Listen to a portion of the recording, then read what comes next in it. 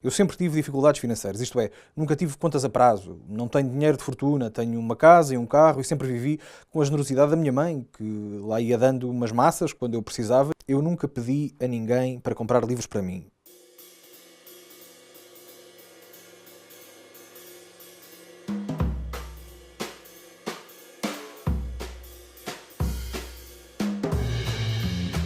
Eu gostaria que se percebesse que eu sou amigo de infância, de juventude, de Carlos Santos Silva e somos muito amigos. Passamos férias juntos há muitos anos, nunca perguntei, nem nunca soube quanto é que o Carlos Santos Silva detinha. Esse ponto é fulcral, efetivamente. Sim. Portanto, no seu dizer, não há qualquer conjunção, no sentido de que as verbas que existiram nessas contas e que estavam na Suíça e que vieram transportadas para cá a quando do RERT fossem em alguma parte suas. Não só isso é falso, não só desminto perentoriamente isso, como também quero desmentir uma outra coisa a propósito da pergunta que me faz sobre o RERT. O RERT 1 e o RERT 2 foram decisões governamentais tomadas de acordo com aquilo que o governo na altura considerou ser o interesse do país, o interesse geral, e não foi condicionado por nenhum interesse particular, repito, nenhum interesse particular. Nem era do meu conhecimento que o Sr. Engenheiro Carlos Silva tivesse ou não tivesse contas na Suíça. Como digo, não conhecia o seu património. A única coisa que sabia era que o Sr. Engenheiro Carlos Santos Silva era um homem de posses, porque sempre o conheci, como digo, como empresário.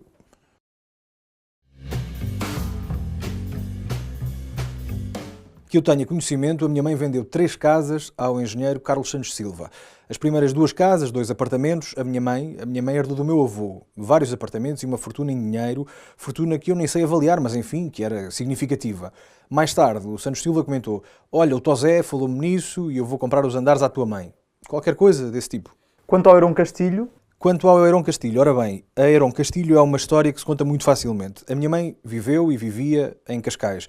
E enfim, é o que é, não posso dizê-lo de outra forma. Houve um momento em que ela ficou muito infeliz porque morreu o cão.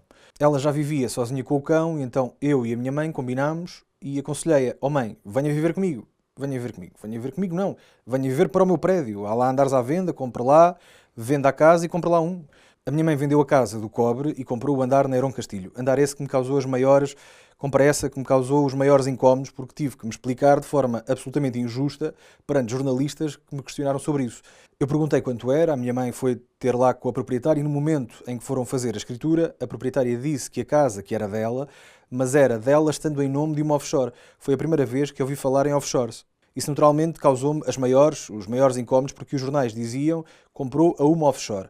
Acontece que eu fui viver para Paris em 2012 e a minha mãe disse-me: olha, eu quero sair daqui, quero ir para Cascais. Vendeu a casa, pronto. Vendeu a casa. E nessa altura lembro-me de conversar com o Carlos várias vezes e ele tinha já há muito tempo a partir de... Tendo em conta o momento presente, me tinha dito que a intenção dele era fazer agora investimentos no imobiliário. Investimentos no imobiliário, isto é, Recordo umas conversas em que ele dizia: bom, isto há uma ameaça aos sistemas financeiros, não se sabe bem o momento em que pode falir um banco. A conversa era genericamente essa, não muito diferente das conversas que os cidadãos comuns têm nos cafés sobre a fiabilidade dos bancos. Falei à minha mãe nisso. Olha, talvez o Carlos Santos Silva queira comprar. E ela disse: gostaria de lhe vender a ele.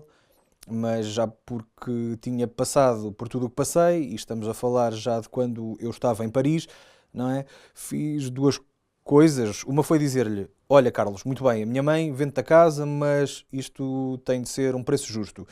E para evitar chatices no futuro, por favor, manda fazer uma avaliação. Eu nunca vi essa avaliação, mas o Carlos Santos Silva disse-me: mandei fazer uma avaliação e o preço que a tua mãe está a pedir está de acordo com a avaliação que fiz.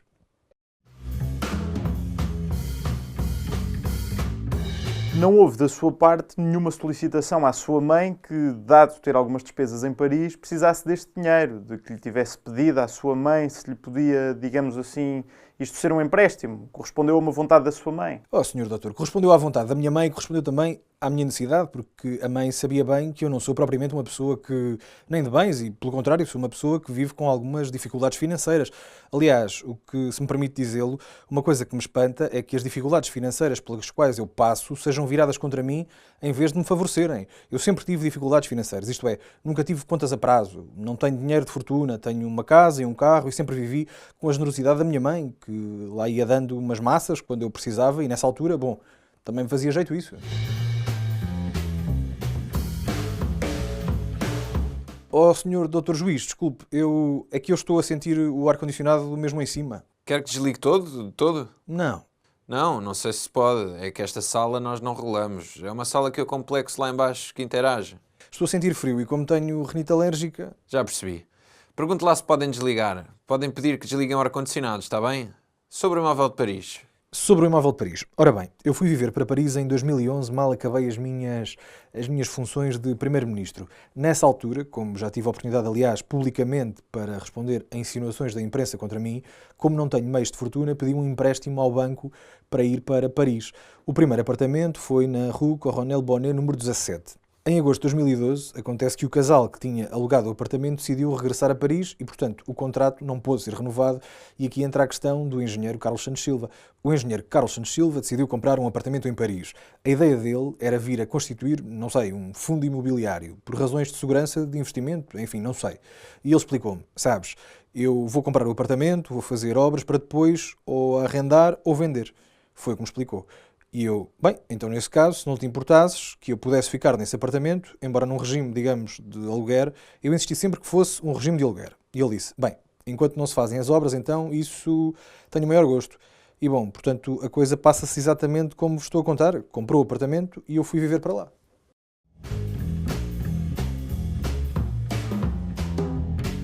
Senhor Engenheiro, vamos a outro tema, que é o das entregas de numerário através de várias pessoas, tal como aqui estão... Oh, Sr. Doutor, posso fazer uma sugestão de metodologia? Se não estiver de acordo, fazemos como quiser.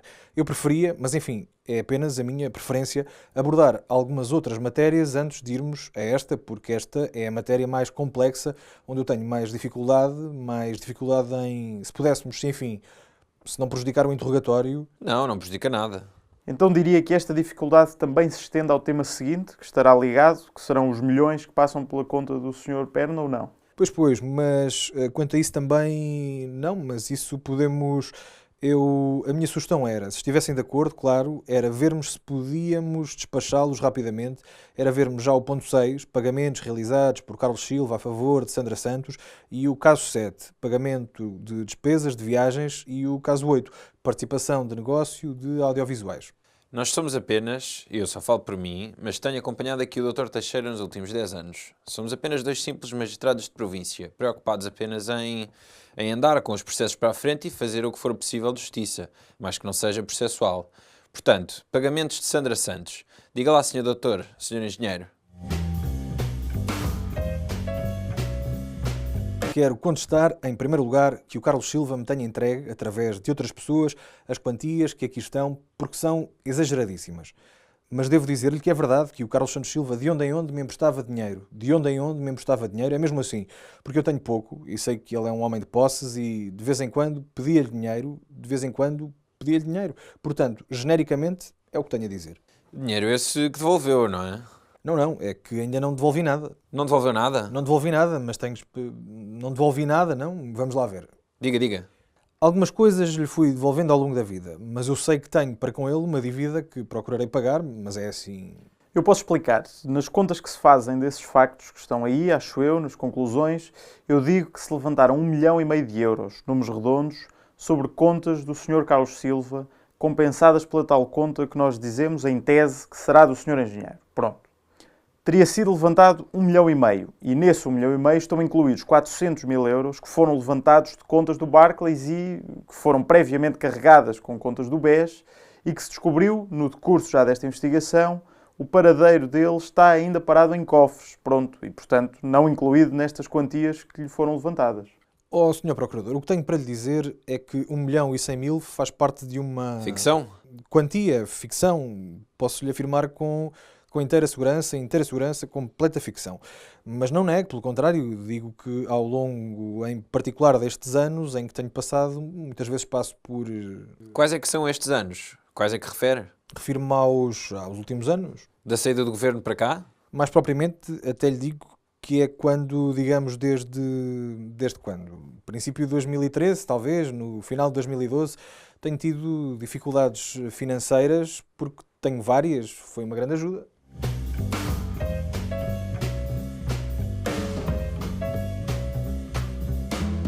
Já agora só uma questão em termos de quando fazia estes pedidos ao engenheiro Carlos Silva, aquilo que se nota, mais uma vez, da sua conversa, é que não é propriamente um pedido, é reivindicar aquilo que é seu e muitas vezes, quer dizer, mesmo quando uma pessoa normal pede, até algum familiar mais próximo, pede: estou aqui com necessidade e tal, liberta-me lá mais isto, ou liberta-me lá mais aquilo, se puderes e tal. O senhor nunca utiliza estas expressões na sua linguagem com o Carlos Santos Silva. Fala sempre em preciso, olha, é o mesmo que da outra vez, metade que da outra vez. Há um sentido afirmativo no seu pedido que ele nunca nega, não é? Ó Sr. Doutor, E à medida que o senhor pede, ele satisfaz. ó Sr. Doutor, eu tive conversas pessoais com o engenheiro Carlos Santos Silva, que lhe dei conta das minhas dificuldades, que lhe expliquei, em que lhe disse como é que estava a pensar resolver no futuro o problema. Oh, senhor engenheiro. E pedi-lhe ajuda para de onde em onde. E por isso utilizava códigos de linguagem, porque isso percebia. Códigos? Mas, ó senhor procurador, ó senhor doutor juiz, desculpe, mas eu não posso aceitar. Não? Não são códigos de linguagem? Não, são códigos, não é isso, eu não queria... Nunca disse em tom claro que queria isto ou que queria aquilo. Exato, é verdade. É nesse sentido que eu digo que são códigos. A expressão que eu utilizo é preciso. Se isso é uma imposição, desculpem, não é. E preciso é um pedido de ajuda. E também gostaria que compreendessem o seguinte: como é que vou explicar isto? Mas, enfim, vou explicar da forma mais aberta que sei. Eu sou amigo do engenheiro Carlos Santos Silva há muitos anos, mas ele tem respeito por mim e admiração por mim. Ele, e esse respeito e admiração leva-o sempre a ser... Ele é uma pessoa muito cordial e é muito minha amiga. O Carlos emprestava-me dinheiro para fazer face às minhas necessidades mais prementes. Isso é assim, confirmo isso.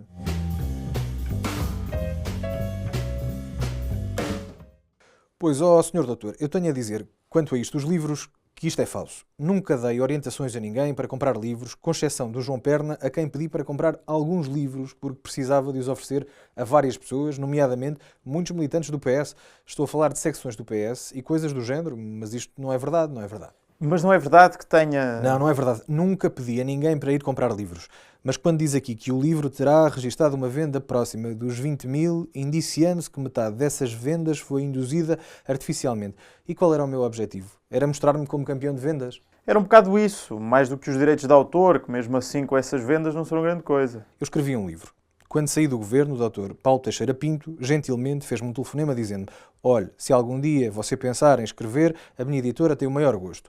Mas desculpe, portanto, qual é o seu ponto, Sr. Procurador? É que era por vaidade? Era marcar a sua posição como uma pessoa que tinha como procura, pelo menos em termos de saber, havia um ponto de honra de ser um êxito editorial. A ideia era essa. E acho que há mesmo algumas situações em que há essa preocupação de falar em êxito editorial. Foi um êxito editorial. Eu tenho orgulho no livro que fiz, não pelas vendas, mas pelo seu conteúdo. Desculpem a modéstia, mas também fico satisfeito. Não há nenhum autor que não fique satisfeito. Desculpará, eu nunca pedi a ninguém para comprar livros para mim. Mas ainda que mal pergunto, Sr. Procurador, desculpe, qual é o crime disto? É que o dinheiro é dinheiro do Sr. Carlos Silva. Mobiliza fundos que estão na posse de Carlos Silva para interesse seu. A tese é mais um indício.